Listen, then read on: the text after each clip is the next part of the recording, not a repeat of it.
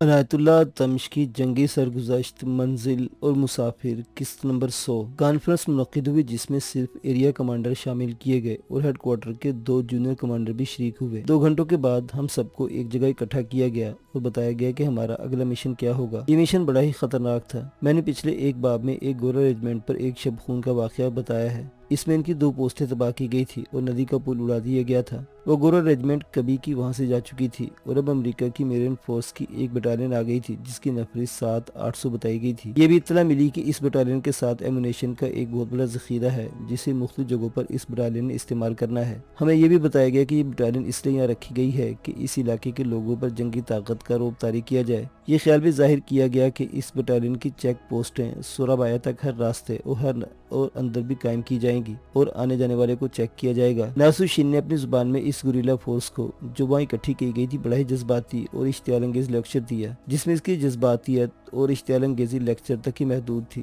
اس نے پلان سنایا تو وہ ایسا حقیقت پسندانہ تھا جیسا ایک بڑے ہی قابل اور کامیاب جرنیل کا ہوتا ہے۔ یہ مختصراً یوں تھا کہ اس امریکی بٹالین پر رات کے وقت حملہ کرنا اور کوشش یہ کرنی تھی کہ اس کے اسلحہ بارود کے ذخیرے پر قبضہ کیا جائے اور قبضہ ممکن نہ ہو تو اڑا دیا جائے۔ بات دراصل یہ تھی کہ اقوام متحدہ جو دراصل امریکہ کا اور صلیبی ممالک کا اپنا ادارہ ہے انڈونیشیوں پر فائر بندی کے لیے دباؤ ڈال رہا تھا اور انہیں فائر بندی پر آمادہ کرنے کے لیے اپنی جنگی طاقت کا بھرپور مظاہرہ کر رہا تھا۔ دوسری طرف انڈونیشی لیڈر اپنی طاقت کا مظاہرہ کر کے اقوام متحدہ کو بتا رہے تھے کہ ہم اس پوزیشن میں ہیں کہ دوسروں کی شرائط ماننے کے بجائے اپنی شرائط دوسروں سے منوائیں۔ ناسوشین کے متعلق بتا چکا ہوں کہ وہ بہت بڑا سیاسی لیڈر اور ہیڈ کوارٹر کا بہت بڑا جرنیل تھا۔ اتنے بڑے جرنیل کا اس آپریشن کے ساتھ اتنا ہی تعلق ہونا چاہیے تھا کہ حکم دیتا کہ آپریشن کرنا ہے اور اسے کامیاب بنانا ہے، لیکن وہ اس معاملے میں اتنا سنجیدہ تھا کہ خود اس آپریشن کی نگرانی کرنا چاہتا تھا۔ اس نے اپنے ہیڈ کوارٹر کو اطلاع دی کہ وہ اپنا کام مکمل کر کے واپس آئے گا۔ انڈونیشیا میں جنگ آزادی کے دوران بڑے ہی خطرناک گوریلا اور کمانڈو آپریشن ہوئے تھے۔ بہادری کے اور حب الوطنی کے ایسے مظاہرے ہوئے کہ سننے والے حیرت میں ڈوب جاتے ہیں، لیکن کسی بھی آپریشن پر اتنی زیادہ نفری استعمال نہیں کی گئی تھی جتنی اب ناسو شین نے تیار کی تھی۔ یہاں میں کئی بار کہی ہوئی بات ایک بار پھر کہوں گا کہ وہ دشمن کی جنگی طاقت کا رعب ماننے کے بجائے دشمن پر اپنی طاقت کا رعب جمانا چاہتا تھا۔ 200 بڑے ہی تجربہ کار اور منتخب گوریلا کمانڈر مجاہدین سے باہر آئے تھے اور عثمان کے ایریا کے 20 گوریلا مجاہدین اس نفری میں شامل کیے گئے تھے۔ مجھے یہ فخر حاصل ہے کہ میں بھی اس فورس میں شامل تھا۔ عاشق علی کے بازو اور ٹانک کی کمزوری کی وجہ سے اس میں شامل نہ کیا گیا، لیکن اس نے ایسی ضد کی کہ اسے شامل کرنا پڑا۔ اس نے کہا کہ وہ 8 ہوائی جہازوں کو تباہ کرنے والی پارٹی کے ساتھ چلا گیا تھا، کوئی وجہ نہیں کہ اسے اس آپریشن میں شامل نہ کیا جائے۔ جذبہ دیکھی کہ جب عاشق علی کو بتایا گیا تھا کہ اسے اس فورس میں شامل نہیں کیا جا رہا تو اس پر خاموشی طاری ہو گئی تھی اور اس کی آنکھوں میں آنسو آ گئے تھے۔ جی میں آتی ہے ایسے ہر گوریلا آپریشن کا ذکر ایسے کروں کہ کوئی بات رہ نہ جائے۔ اپنے ہر ساتھی کے جذبہ ایثار کا تذکرہ ذرا سی تفصیلات کے ساتھ کرنا چاہتا ہوں، لیکن طوالت کے ڈر سے بات مختصر کرنی پڑتی ہے۔ آج جب اپنے ملک پاکستان کو اس دیگرگوں اور افسوسناک حالات میں دیکھتا ہوں تو مجھے انڈونیشی حریت پسند اور ان کے شجاعت کے کارنامے یاد آتے ہیں۔ جب حب الوطنی کا جذبہ یاد آتا ہے تو عجیب سی کیفیت طاری ہو جاتی ہے۔ ایک بات کہوں گا، جو کسی کو برے لگے تو اسے معافی نہیں مانگوں گا۔ بات یہ کہ کبھی کبھی یوں محسوس ہونے لگتا ہے کہ جیسے پاکستان پر ولندیزیوں کا قبضہ ہو گیا ہے اور امریکہ اور برطانیہ ان کی پشت پناہی کر رہے ہیں کہ ولندیزی پاکستانیوں کو اپنا غلام بنائے رکھے۔ ناسو شین نے کمانڈروں سے کہا کہ وہ آج شام تک آگے جائیں اور اس امریکی بٹالین کا کیمپ دیکھائیں اور پھر دریا پار جا کر ان کی وہ پوسٹیں بھی دیکھیں جو انہوں نے پل کے ساتھ بنائی ہیں۔ اس حکم پر 5 کمانڈر چلے گئے۔ میں نے سارا علاقہ پہلے دیکھا تھا اس لیے دوبارہ بیان نہیں کروں گا۔ ہم نے اسی جگہ ایک گورا بٹالین کو کمر توڑ نقصان پہنچایا تھا۔ شام کے وقت یہ کمانڈر واپس آ گئے۔ میں گورا بٹالین کا ذکر کر رہا ہوں، اس کی صرف 2 کمپنیز کیمپ میں آئی تھی، لیکن کمانڈر نے بتایا کہ امریکی بٹالین کی نفری 800 کے قریب ہے اور بیکیں چونکہ کم ہے اس لیے باقی نفری کو خیموں میں رکھا گیا ہے۔ کیمپ کے ارد گرد خاردار تار بچھا دی گئی تھی جس کا صرف ایک گیٹ رکھا گیا تھا۔ یہ کیمپ دریا کے کنارے پر تھا۔ بٹالین کی 2 مشین گن پوسٹیں دریا کے دوسرے کنارے پر تھی۔ ان پوسٹوں کے درمیان وہ پل تھا جسے ہمارے ایک انڈونیشی مجاہد نے اڑا دیا تھا۔ یہ امریکیوں نے ہی مرمت کر کے قابل استعمال بنایا تھا۔ حملے کے لیے اگلی رات مقرر کی گئی۔ کشتیوں کا انتظام پہلے سے موجود تھا۔ یہ کشتیاں صرف اس آپریشن کے لیے نہیں تھی بلکہ یہ عثمان کا انتظام تھا کہ اس کی پارٹیوں کے لیے ہر وقت کشتیاں موجود رہیں۔ دریا کے پاس صرف 20 آدمیوں نے جانا تھا۔ ان کے ذریعے دشمن کی پوسٹیں تھیں، باقی نفری کو دریا کے اپنے کنارے کی طرف رہنا اور کیمپ تک پہنچنا تھا۔ मैं और आशिक भी इन 20 आदमियों में थे। 20 आदमी खामोशी को बरकरार रखते हुए टारगेट तक पहुंच सकते थे, लेकिन 200 आदमियों को इस तरह भेजना कि किसी को पता न चले खासा दुश्वार काम था। इन 200 आदमियों को छोटी छोटी टोलियों में तकसीम कर दिया गया था। ये टोली इस तरह गई कि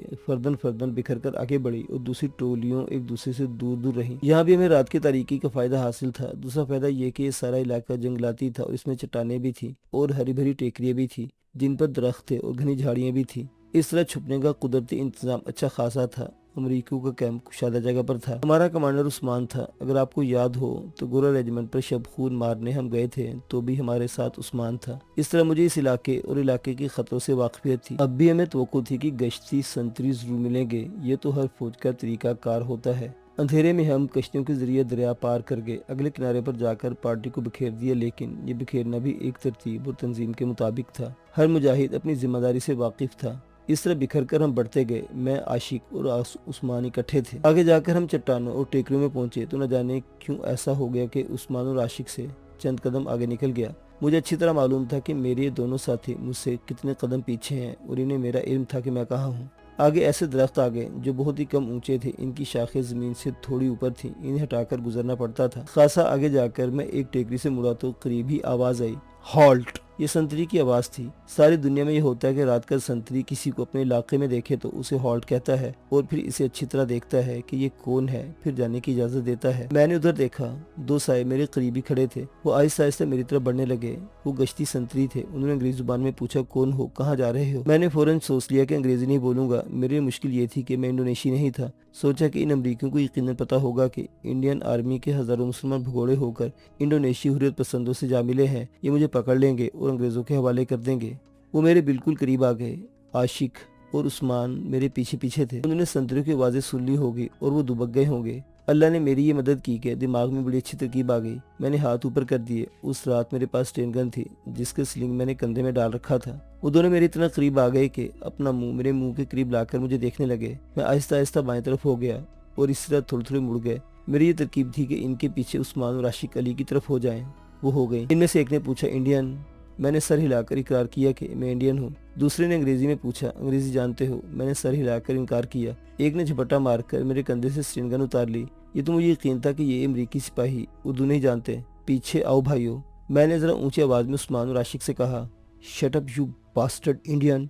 एक संतरी ने मेरे सीने पर घूंसा मारते हुए कहा, इंग्लिश, स्पीक इंग्लिश। मैंने स्टेन गन मैगजीनें भी इन्हें दे दी और झोले में से 2 ग्रेनेड थे वो भी इनके हवाले कर दिए और फिर इशारों में बताना शुरू कर दिया कि मैं इनकी जुबान नहीं जानता।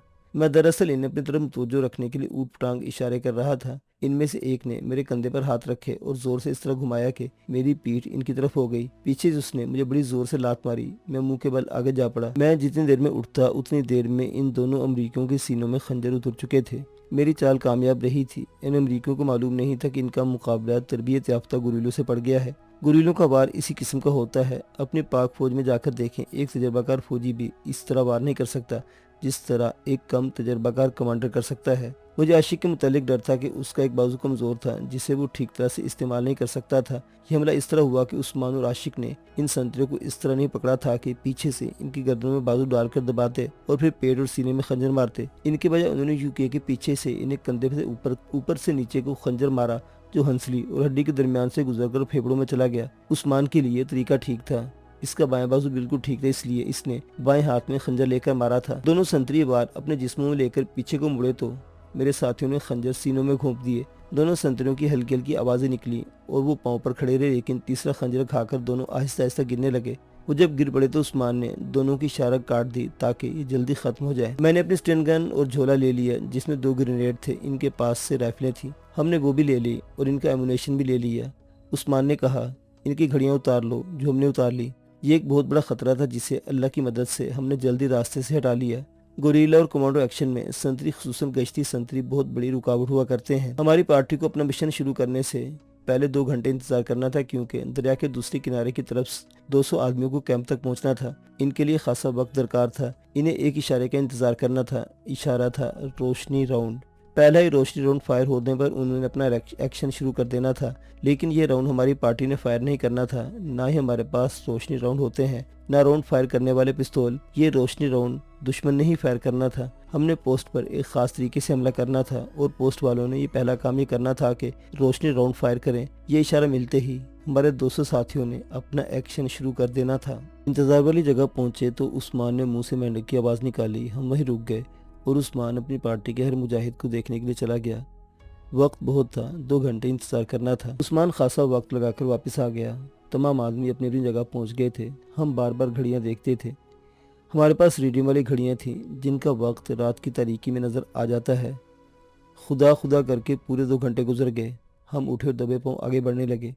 अंधेरे में भी दुश्मन की पोस्टें नजर आने लगी। दोनों पोस्टें दरिया के किनारे पर थी और ये किनारे रेतले नहीं थे बल्कि बड़ी मजबूत मिट्टी और चट्टानों से पत्थरों के थे और इनके साथ मशीन गन पोस्टें बनी हुई थी।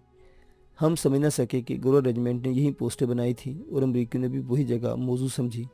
गालिबन वो पुल को अपने कब्जे में और अपनी हिफाजत में रखना चाहते थे। हमें पता चल गया था कि जब से ये अमरीकी बटालियन आई थी उसने पुल को फौजी मकासद के लिए रिजर्व करवा लिया था और शहरियों को इस पुल से लाताल्लुक कर दिया था।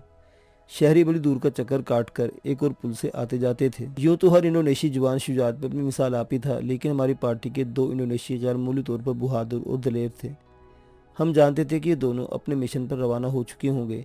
इनका मिशन ये था कि दरिया के किनारे रेंगते हुए पोस्टों तक पहुंचना था और पोस्टों के अंदर ग्रेनेड फेंकने थे।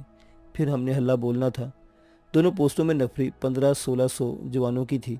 दोनों पोस्टों में 2 बड़ी मशीन गनें थी, बाकी सब राइफलें, हल्की मशीन गनें और स्टेन गनें थी। ग्रेनेडों का स्टॉक तो लाजमन होगा। हम यूँ भी कह सकते थे कि ये पोस्टें आग उगलने वाली चट्टानें थी, उन पर सामने से खुला हमला नहीं किया जा सकता था। मैंने जिन 2 इंडोनेशी हुर्रियत पसंदों की शुजात का जिक्र किया है वो अपने मिशन पर चले गए थे।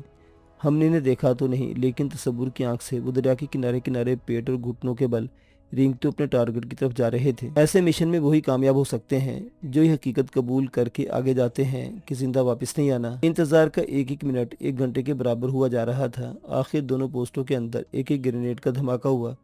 ये ग्रेनेड हमारे इन 2 जर्री और बेखौफ इंडोनेशी जवानों ने पीछे से पोस्ट के करीब जाकर अंदर फेंके थे। हम जानते थे कि इन ग्रेनेडों ने पोस्ट के अंदर आधी से नफरी को हलाक और शदीद जख्मी कर दिया होगा। फिर भी हम दोनों पोस्टों से मशीन गन का फायर शुरू हो गया। इसके साथ ही एक पोस्ट से रोशनी का राउंड फायर हुआ।